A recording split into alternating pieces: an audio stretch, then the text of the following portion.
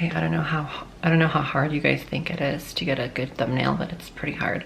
Okay, anyways, so today we are going to review Between Death and Life by Dolores Cannon. I know I had mentioned in my last video that I was going to take a break from the Dolores Cannon videos and books, but I was reading other stuff in the middle of that break, and something was just pulling me to read this book, and I'm so glad I did. There's a lot of stuff I already knew, but there was a lot of information that was new to me, and I think you're gonna enjoy it as much as I did too. So here it is, Between Death and Life by Dolores Cannon. The ring light just obviously ruins it with the reflection, but here it is.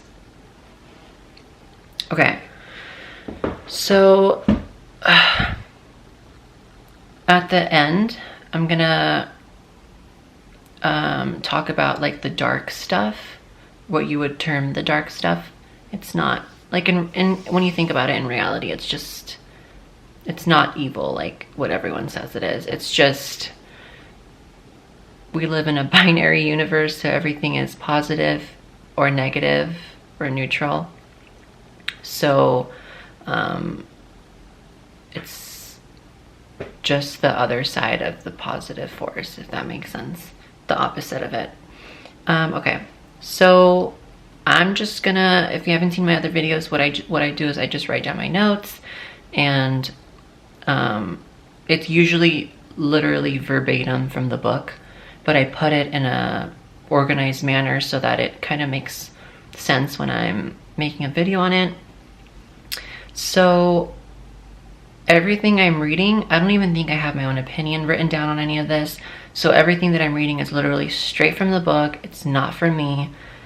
It's all from Dolores Cannon's work, okay? So it's not me speaking, it's just me telling you what I liked from the book. Okay. Death holds many fears. However, death is the great denier, the great untruth. It is that which is most unspoken about, but yet most thought about. There is no need to fear death, for with its release there is again life, which far exceeds that which is here on this planet. Many have fear of thinking of another existence after the one they are living, because perhaps the one they are living is so painful that they think it would be continuous torture to have one life after another. Many of the churches do not want people to believe in prior or successive existences because of the fact that it loosens their grip of fear, and they no longer have control. People seem to have fear when you try to tell them that the Bible has been changed many times throughout history. These things cause them to think, and many people are actually afraid of free thinking. When you take away what people have believed in all of their life and say that it is different, or that perhaps their parents unknowingly lied to them, you are taking away their foundations of what they believe in. And man cannot survive without something to believe in. Even if it is the belief that there is nothing, he must believe in something. When people are on the spirit side, they make a plan before they re-enter their karmic wheel called Earth. It is a plan of what they hope to accomplish during the next life. They also make contracts with other souls that are going to be important for them to interact with during the upcoming lifetime. Also, a part of this contract is their exit plan. Everyone plans the way they will leave or exit this present lifetime. I have found that no one ever dies until it is their time to die. There are no such thing as accidents. It was just the manner that the soul chose to exit. When the soul has completed what it came to accomplish, it is time to move to the next phase of their existence. I have found that it is possible to delay the death for a short period of time.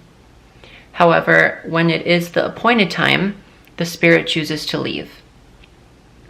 Of course, the conscious mind of the person has no remembrance of this part of the plan, because when we come into this life, the veil of forgetfulness comes down and all memory of the spirit side is removed.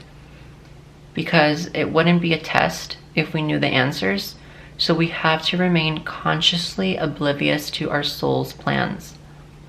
That's part of the deal of coming here, that we're going to have amnesia, and that's why so many people are lost with their purpose or whatever, because, I mean, first of all, I feel like a lot of people do know what they're doing, but they just need that validation from like a higher source.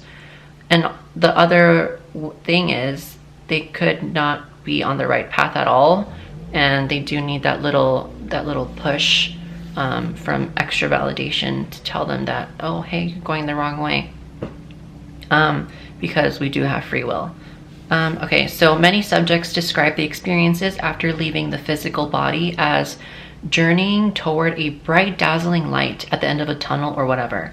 These descriptions have been duplicated in reports of NDEs, or near-death experiences. One of my subjects said that this white light was an intense energy field that served as the barrier between our physical world and the spiritual realm. In NDEs, the person will approach the light, but they're pulled back into their body before being able to enter it.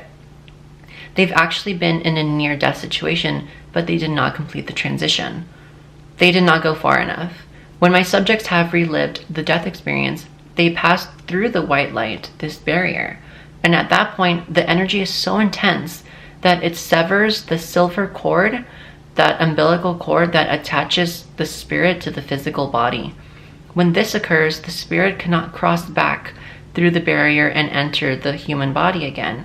The two have been forever separated. Without this connection to its life force, the body will quickly begin to deteriorate. So that is basically our life force, the umbilical cord that attaches us. I've heard different things, that it's on the top of our head, and it's like literally a cord that's attaching you to source. And I've also heard that it's in your back, and I've also heard that it's in the front. So you interpret it whichever way you want. I don't even know which one to believe. It could be all three, to be honest, depending on who knows what. But it's not really made clear in the book which way is like the most common form of the cord to be in. Anyway, if you die in an accident physically, it is painful just before you lose consciousness of the physical plane because your body has been injured. But after you lose consciousness, it is very easy and natural. It is as natural as anything else in life. It is just another part of life. There is no such thing as dying. You just go on to a different stage of life, because dying is pleasant. If people are worried about it, tell them to go to a place in the river that has a deep pool. Tell them to dive down to the bottom of the pool. And then at the bottom, push up vigorously with their feet and come plunging up to the surface. Tell them it's like that. Death is also not painful unless that you have the need of pain. For the most part, there is no pain unless it's wished for. It can be extremely painful if you wish it to be, or if you feel you have need of it in order to teach you a lesson. But you can separate yourself from that at all times. The person has a choice to leave the physical body before actual death occurs and let the body itself suffer the pain. So an example of this was with a client who, in her regression, saw herself being burned for her beliefs, and tons of people watched her being burned, but she didn't want to give them the satisfaction of seeing her suffer, so she left her body, watched from a hovering position, and saw that her body itself was screaming as it went through the agonies of burning to death. She was already out of the body. She was already basically dead, but she had witnessed her body still screaming for its life. I don't know how to explain that, but okay. Anyways, that's another...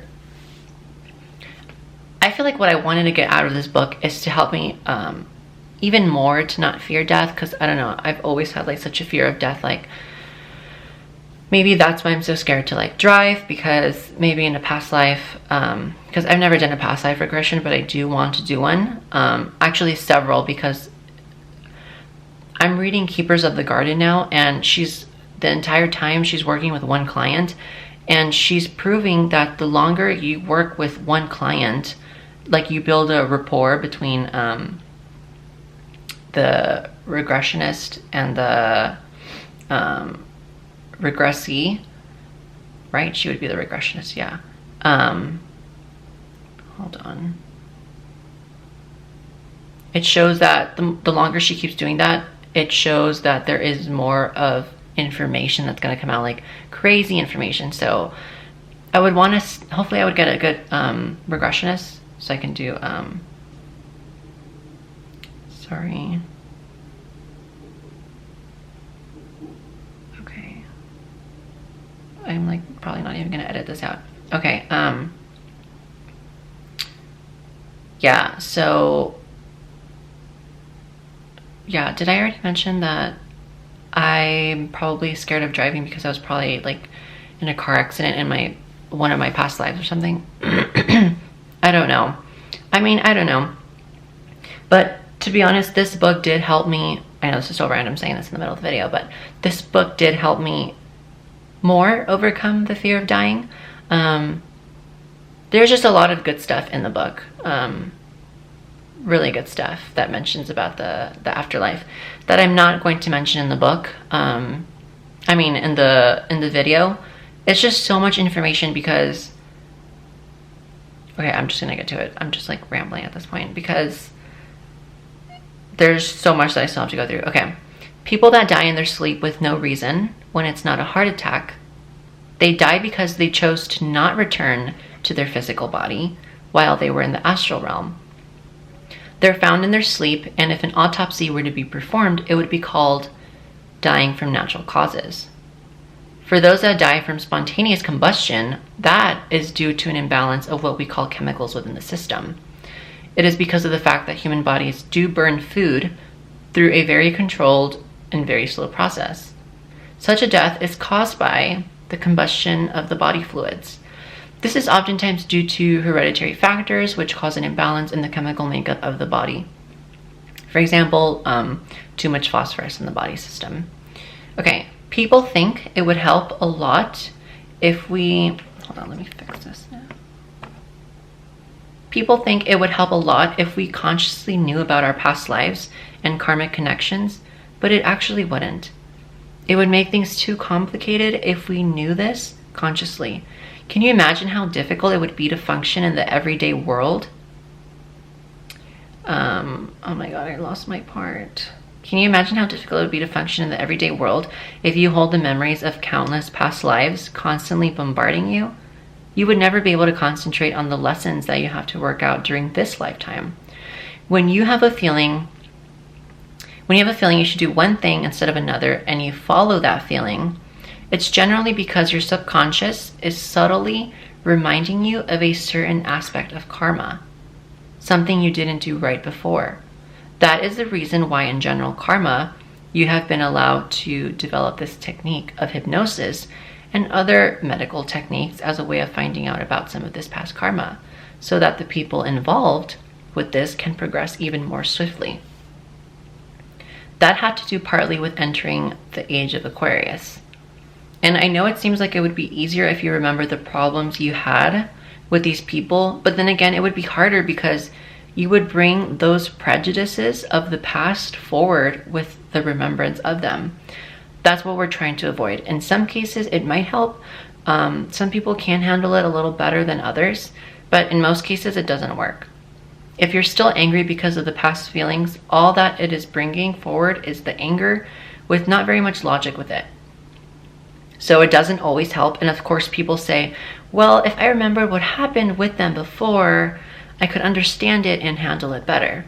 And that's not always true, because if they were mature enough to handle their grievances now, I would say they were probably mature enough to handle them in that prior commitment. And so the next question is, if you're able to learn lessons while you're in the spirit world, why is it necessary to incarnate in the physical form at all? Well, there is great need for this due to the fact that it is like reading a book. When you have read a book, the knowledge is within you, but you have not utilized it. And if you do not use this knowledge, it has no worth. You cannot change yourself without experiencing a reason to change. It is stronger more personal if you are experiencing or living the problems. It's not felt like this greatly when you have just read about something. You can learn all about how to do something by reading a book, but unless you have the hands-on experience, it doesn't do you a bit of good. So the purpose of reincarnation is to learn more. For never can you learn all that there is to know in just one simple lifetime. The purpose of living again is not to correct, but to add to. Some people wonder how you can know if it's really your guide speaking to you and not someone who would wish you harm. The way to tell the difference is when it's your guide, there is a particular warm, tingling feeling in your heart or your chest, and you seem to see this beautiful sparkling effect of everything too. It is a particular combination that cannot be duplicated, and the feelings you have that are associated with this are generally those of comfort and confidence and security. Whereas if it is a spirit entity trying to do you harm, the feelings that you have would be insecurity, fear, and perhaps anger. If you think of doing something that feels right, do it. And if you're thinking of doing something and you're not sure whether it would be right, or when you start to do it you begin to feel fear, then wait a little bit and see if any other feelings come to you. Because if you wait, usually another feeling will come and you will say, yes, that is what I'm supposed to do. Sometimes it will be something quite a bit different than what you were fixing to do. And sometimes it will be only slightly different, but it will be the better course. Okay, so let's briefly talk about suicide. A suicide must face the same situation and problem again until they learn an acceptable way of solving it. Never ever is suicide a part of karma. Suicide is one aspect of free will. It cannot be viewed as being good for anything. It never influences anyone's karma directly either, because the person who suicides would be cutting their karma short and it would not be fair to them. I also do want to add about suicide that the spirits on the other side were saying that to commit suicide is the worst thing that someone can do. And I thought that was crazy. I would feel like that's one of like the least worst things that someone could do, because it's just affecting themselves and not hurting someone else, right? You would like logically think that, like, oh, they're not hurting someone else, but they're hurting themselves, killing themselves, like it's fine, right? Like you would think that that's not as bad as other things that they could have done. But supposedly the spirits were saying that there is no such thing as sin, but suicide would be the closest thing to sin that they can think of. Like murder in any kind of way, or all these other like super negative things that people can do to others, is nowhere near as bad as suicide. And I just thought that was crazy. I'm like, I never saw it like that. Like, that's crazy. Like, if somebody wanted to just kill themselves, like, that's their choice, right? I mean, it is their choice, but apparently to the spirits, they're saying that it is seen as so, like, vile to do that, because you're wasting a vehicle that could have been used by another spirit. And then, I don't know if I mentioned it in my notes, but in the case that I don't, I do want to say, I mentioned this in the Convoluted Universe videos, but they'll have what's called a walk-in. So if a soul is so tired and like just done and drained and hates this life so much and can't handle it anymore, like they took on too much, more than they thought they could, because supposedly everything on the spirit side looks so easy when you're making the plans here on Earth, but when you're here on Earth, it's like so freaking hard. So what they can do is they'll have another spirit come in. They'll swap places. So it's not possession, because they're going to swap places. The primary soul will leave and go back to God and recover, because it needs to recover from all that trauma. And another soul will come in. And it's usually a soul.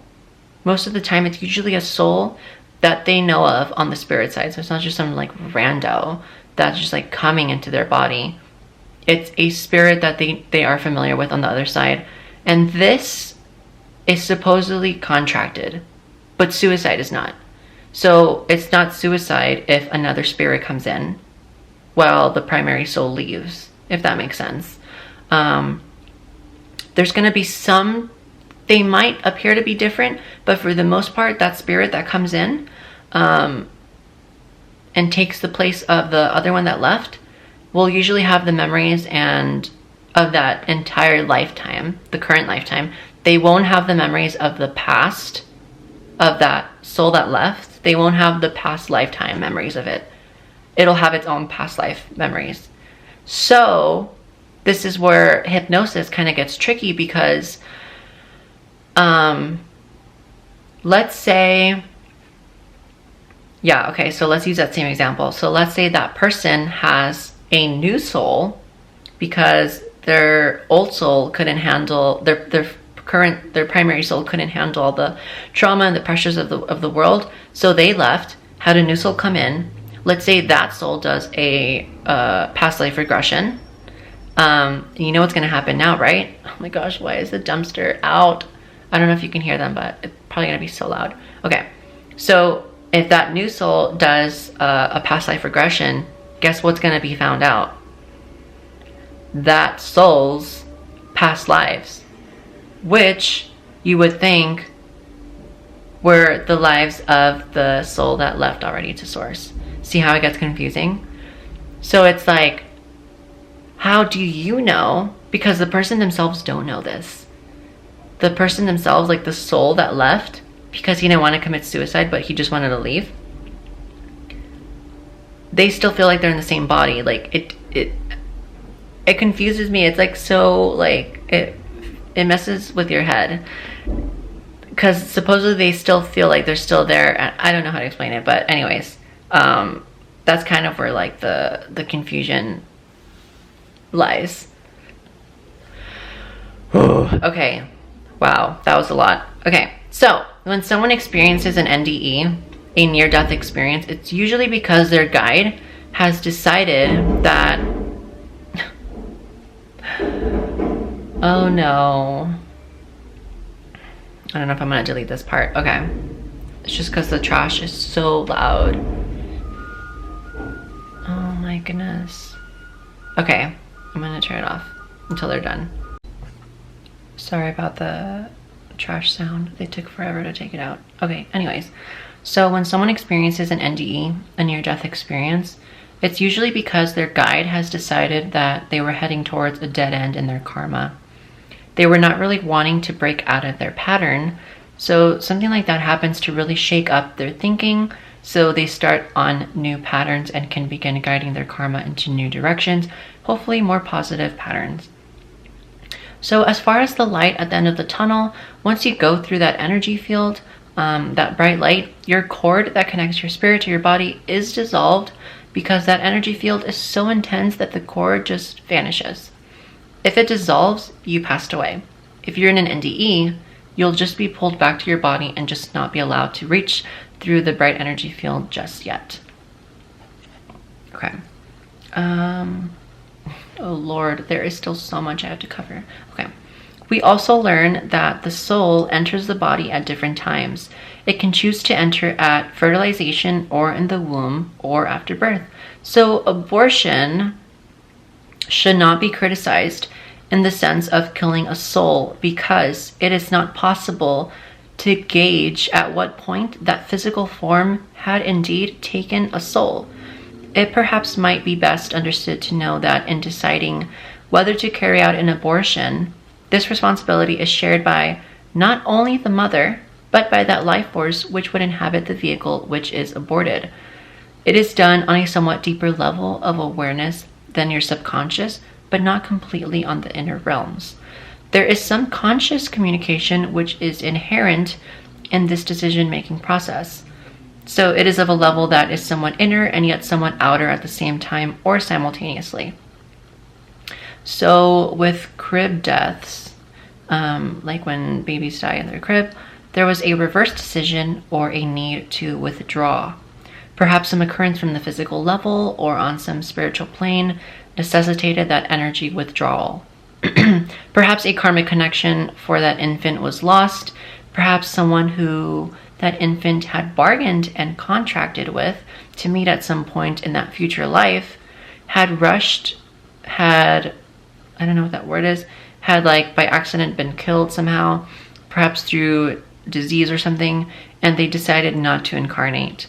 So perhaps the life force would choose not to incarnate because that contract, as it were, could not be consummated. Hopefully that makes sense. Just rewatch it, and I'm pretty sure it'll make sense. This is the report of an entity on the various planes of existence. Okay, hold on. First of all, reading all these books, I still don't understand what the difference of planes are and dimensions, parallel universes, and like now there's like dimensional overtones. Are they all like one and the same? I don't think so. But I don't know why I can understand dimensions, and parallel universes, but I don't know why I can't understand planes. Oh my god, or realms. It's just like all this vocabulary, like it's just like exchanged. It's just like it gets confusing. Like I don't know what's what anymore. I don't even know how to like explain what a realm is as opposed to a plane of existence. Like what? I don't even know. Hopefully someone can explain that in the comments, but I don't know how to explain that. The difference between all of those 6 things. Anyways, so this is the report of an entity on the various planes of existence, just to show you that I don't know everything. Okay, the different planes occupy the same space. For example, you right now are existing on the physical plane, yet your spiritual aspects of yourself have reflections on the spiritual planes. This is because the spiritual planes are here too, but the vibrations involved are of a different frequency. That sounds like dimension. That doesn't sound like planes unless you can interchange those 2 words. I don't see, this is where I get confused. It is here, okay. It's like your radio. It is the same radio, and the vibrations that come through it occupy the same space at the same time, but on different frequencies. And you adjust the frequency receiver to receive a particular set of vibrations at any one time. So it is with these different planes. They exist at the same time, but they are on different frequencies, so they do not collide. So when we're talking about the different planes of existence, there is not a level like what we would call purgatory. The nearest thing to that is the place of resting for the damaged souls, but it is not a place of punishment like the Catholic Church implies with their term of purgatory. There's really no such place, such as purgatory or hell. Any experience like that is created by your own mind as a result of things that have happened in past incarnations. So, when people have had bad experiences, when they have near-death experiences, it's the result of someone believing they have lived a life sufficient to make them go to hell. Due to the type of life they have lived, they have attracted negative energies and influences unto themselves. When they cross over to the spiritual side of things, the negative influences are still clustered about them. But now they are conscious of these influences and they can perceive them because they are on the spiritual plane themselves. These things surround them totally, and it affects their minds and makes them think that it's a stage of mind due to the negative energies that have been attracted to them in their past incarnations. Okay, so the condition of hell is all a matter of what state your mind is during the period of transition from the physical to the spiritual. The idea of heaven and hell has become somewhat of a fable or a legend from your human perspective. Those who choose to believe this create their own reality to such an extent that when they do pass over, they find that elemental reality which they themselves helped to create, and therefore it is indeed real. The descriptions of heaven and hell in your holy writings are a result of people who have had near-death experiences. They came back, described what they saw. What they saw was how they perceived the spiritual energies around them during the period of transition. But they did not cross over far enough to be able to realize what was actually going on. If they reported something that was good and very pleasant, that was reported as being heaven. Those who reported something that was very horrible and terrible was reported as being hell. Okay, so you know how if some people die and they're afraid they're going to hell, then that is what they will see.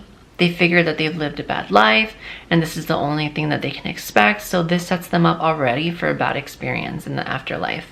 So yes, it does, because that's one of the attitudes that helps attract these negative energies.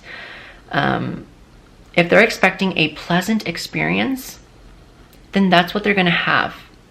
And it will make the period of transition much easier.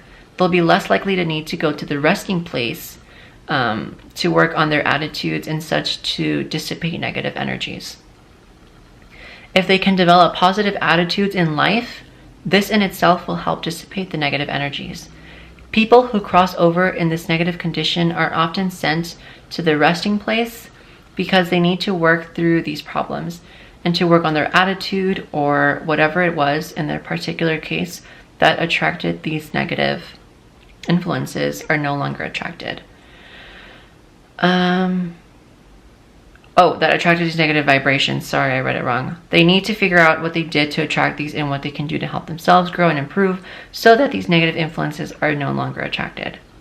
When they work on the different aspects of themselves, and as they correct or heal a certain attitude or what have you, the energy of attraction is no longer there. The negative influences dissipate or drop away since there is no longer the energy there to hold them. So it's that easy. Okay, so believing that Jesus was the Son of God is a very gross simplification, for God is not human. How can he have a son? This was couched in these terms for people to understand on a very basic level. The term son was not meant to be taken literally. Jesus was an emissary from another spiritual reality, which is much closer to God than we are. His level was not directly below God. In other words, there are more levels which are more complete than Jesus. However, he was from a level which no man before had ever been from. So yes, Jesus was very, very, very special. Okay, we have reached the part where we're going to talk about what people would call the dark energies or the dark stuff. But once again, I do believe what Elizabeth April said. You can't be I'm not trying to be a spiritual teacher by no means, but you can't be a spiritual teacher if you only talk about the good stuff. You have to talk about the polarity. You have to talk about both sides of the spectrum. And so many people are scared to talk about the dark side, as am I, to be honest. So I am protected right now by, always, I am protected by God and white light energy. I have a pyramid of white light energy protecting me that is impenetrable. Okay? I got that method from Dolores Cannon. She does that every time she puts someone in hypnosis, so they're completely protected from negative influences, negative energies, or wandering energies. Because of that, I think that's why she's never had really any negative experiences or any like paranormal or scary things happen to her in her regressions, which is why she's never had like any like evil anything. It's always like great experiences, which is why, yes, I'm just going to mention in this video, stop, please stop with you saying, everybody on TikTok is saying,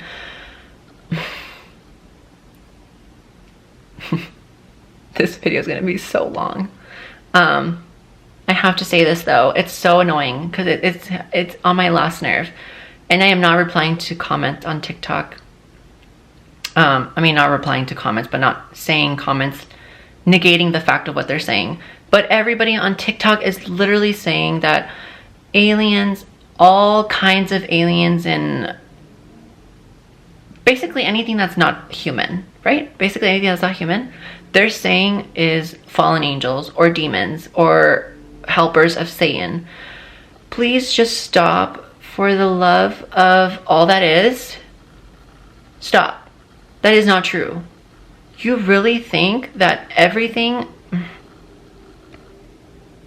I have to fix my light. It like Looks weird. Okay, perfect. You really think that there's not bad eggs in the human race? Of course, that goes for every race. I feel like these people are just like numbskulls. Like, with your little pea brain, you're literally thinking that everything is like a demon or a fallen angel. I'm just like so tired of it. It's just like so annoying, like, that people think that. Like, stop. Like, just because you're getting everything from the Bible, like, do you know how many times the Bible has been like rewritten and translated incorrectly? And I think it was this book that shows that like experts that are, I don't know what kind of experts they are, but experts are saying that the Bible has like over 400,000 or like 40,000 translation mistakes in it. And what do you think those are?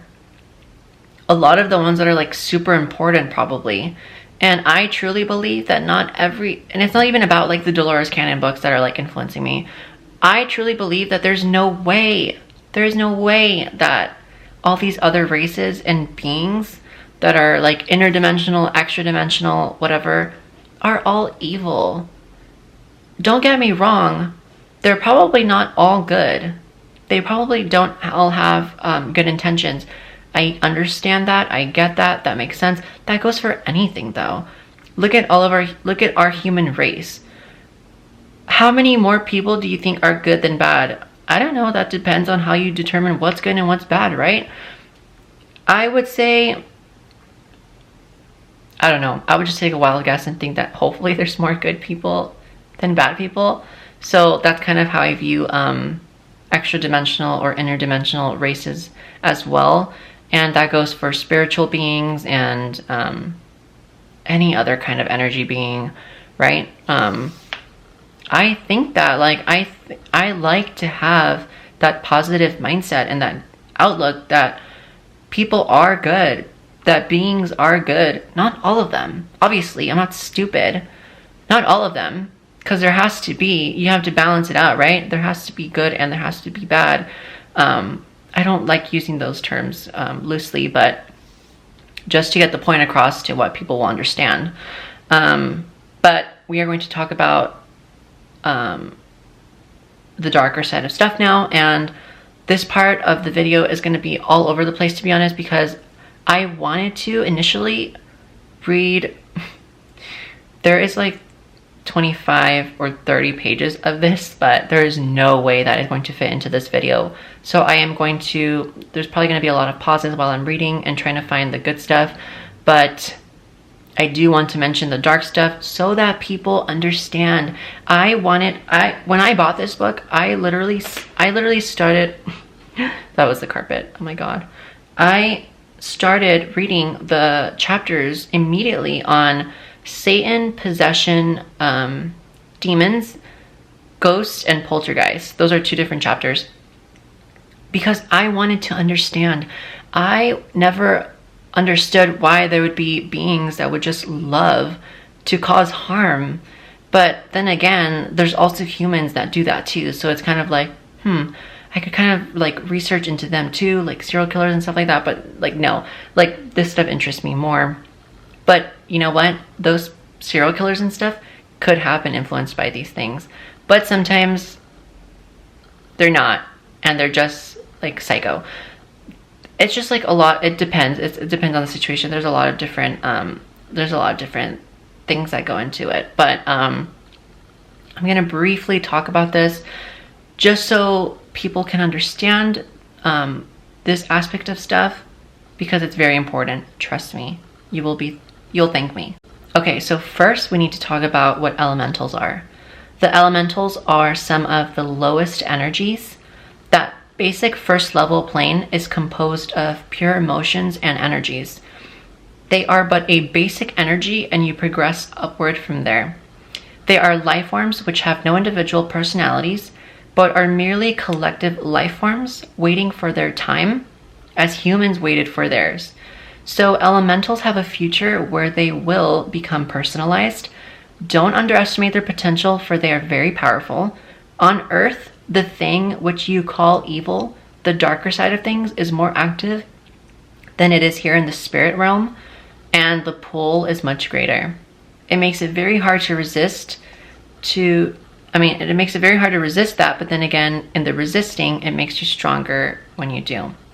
Okay, so now I'm gonna go into the book because I am not writing all of that down. It is literally so much information, you guys. Okay, I am just gonna try to do like, I don't want this video being like an hour and 30 minutes. Okay. So if you know Dolores Cannon's books, they usually go like question and answer, basically, right?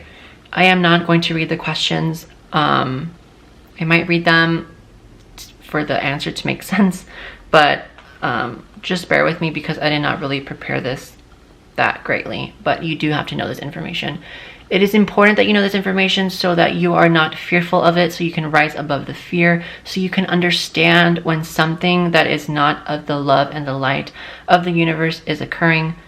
You could easily tell and you cannot be deceived. That is why it's important to learn about the dark side, especially with people that have had experiences with it. Even though I don't really like watching stuff like that, I think learning about it in a book form is a little less scary to me. But there you go again with the whole fear. We need to stop being fearful of it because that's how they have control over us.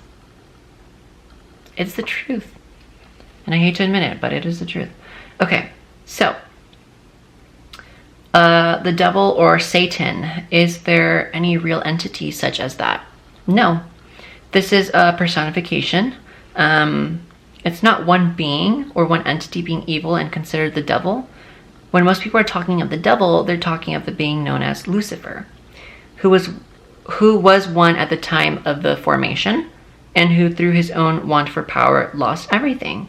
So people associate him with evil, because most of the elementals which have been associated with evil congregate around him. Okay. Let's see. Sorry, I am just trying to see what is good because there are so many pages here about this. Okay, so we've heard it said that there has to be a devil because you have to have balance. If you have good, you have to have evil. Okay, so this is a rationalization or an attempt to comprehend. People need something to say, oh, I understand that. If we did not understand it, we would not feel comfortable. These are rationalizations to make us feel comfortable so that we can feel that we understand it. We have set up many rationalizations in order to explain what we see and feel and observe around us, to the point that these rationalizations have taken on a life of their own. They should now be understood as mere rationalizations and not entities of their own. Okay, let's see. Okay, yeah, it talks about hell, that there's no such thing as hell. There's no such thing as sin, that the church is just trying to manipulate people and control you through fear. There is no such thing as evil as an accurate term. It's simply just being misguided. That would be the more appropriate term. So let's get rid of the word evil. Let's use misguided instead. That actually makes more sense if you think about it. Because because everything is truly aligned with the love and light of the universe. And if you're not aligned with that, then you're just misguided. It's not being evil. And I think this is like seeing the bigger picture of things, you know? I think when you call it evil, it's just like so 3D, you know? It's just like so last year. It's so last season. Okay, so we're talking about, I think, the elementals. These energies live on this planet. They're all energies. Your soul is an energy. These are the energies I speak of. Thoughts aren't real manifestations. Let's see.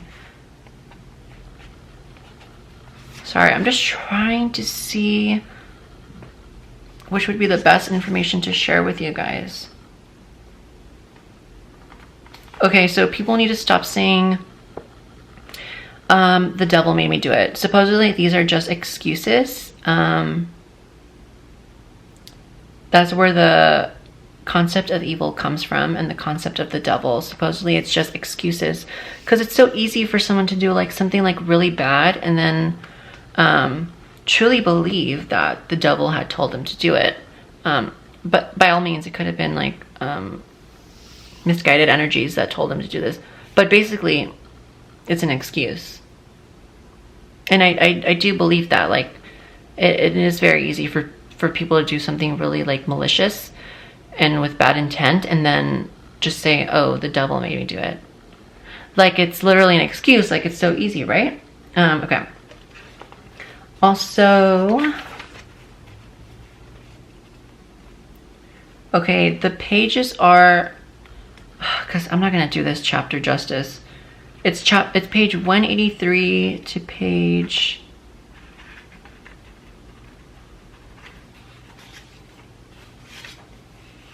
212. See, I'm not going to read all that right now. I'm still going to talk about it more right now, but in case you wanted to read every single thing about it, I suggest you do, because it's very interesting to learn this stuff. Why is it moving? It's very interesting to learn about this stuff, and it's very important for people to understand, like I said. Okay. Let's see.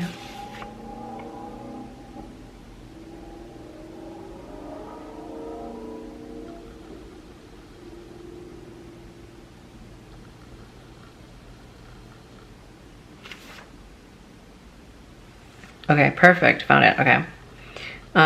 There's so many stuff that I missed, but okay, it's fine, whatever. So this is what I want to talk about. When someone is possessed, is the entity doing the possession? Oh, I didn't read it right.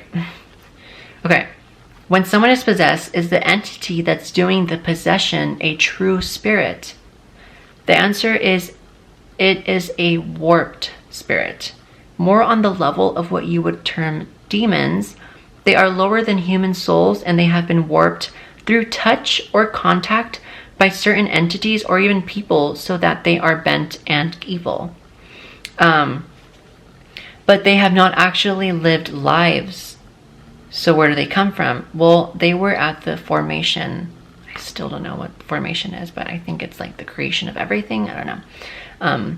The cases of so-called possession are generally caused by someone who has allowed their karma to become seriously imbalanced, leaving a vacuum in part of their karmic energies where other energies can enter it. These are usually disorganized energies, for the energy that constitutes your soul and your body are not the only energies there are. Some of the superstitious terms that are used to be common in your language are earth sprites, water sprites, elementals, and various things like that, refer to collections of loosely organized energy that usually are connected to certain physical characteristics on the earth. Because of the type of energy that they are attracted to certain physical situations. So normally when a possession occurs, it is not by a human spirit that crossed over. Usually it's an elemental type of spirit that is present on the earth at all times because it's just simply part of the earth. Okay, I could go into a rant with that, but that is the most important part that I wanted to tell you. Okay, so now on ghosts and poltergeists.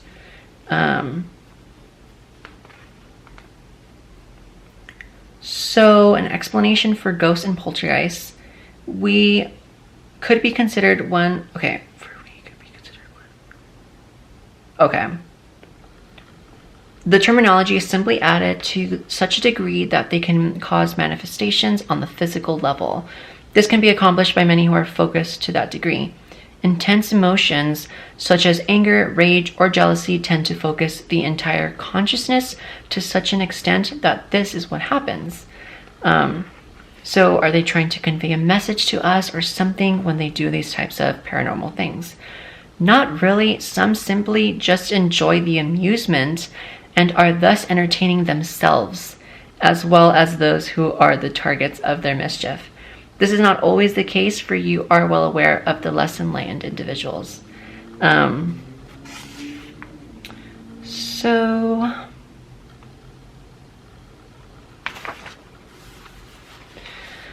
I think there is something else that I wanted to mention with this chapter. Okay.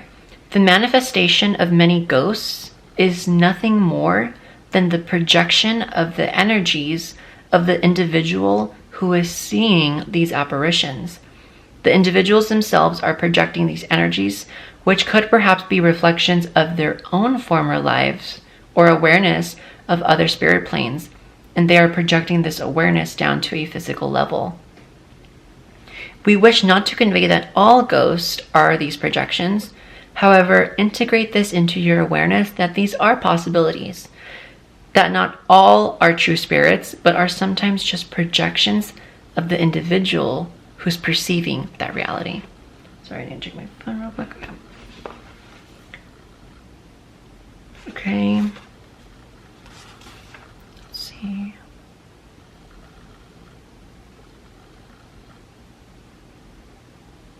Oh, okay, this one's cool.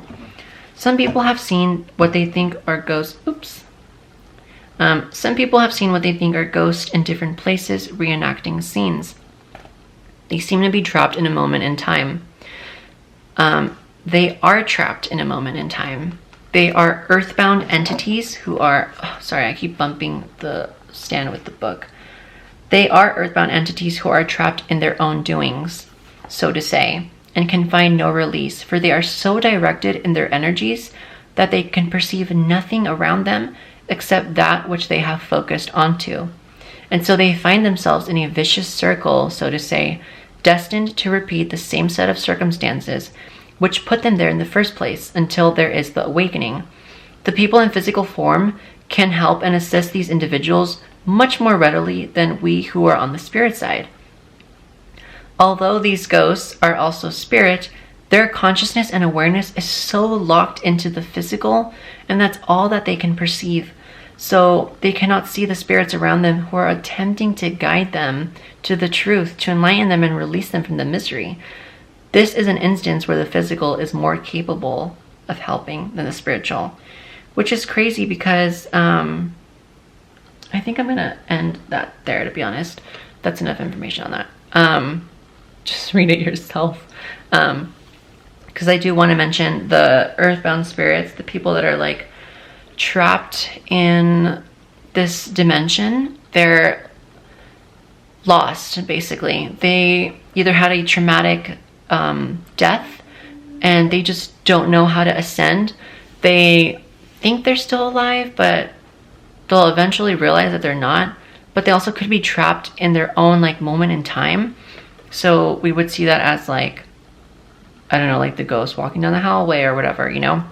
Very like, almost like zombie-ish, or almost like you're watching a little part of a movie going on. I think you've seen those in movies, where it's like the apparition is like a scene that already happened before.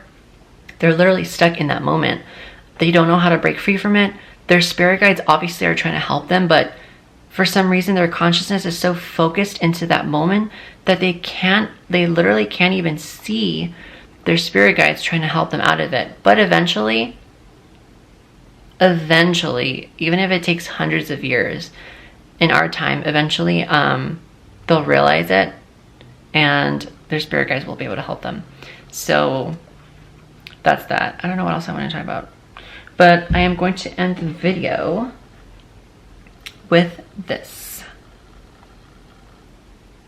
In conclusion, we are all on the same path, just going in different directions. However, all paths will eventually converge and meet in one single place. It just takes many more twists and turns along the way.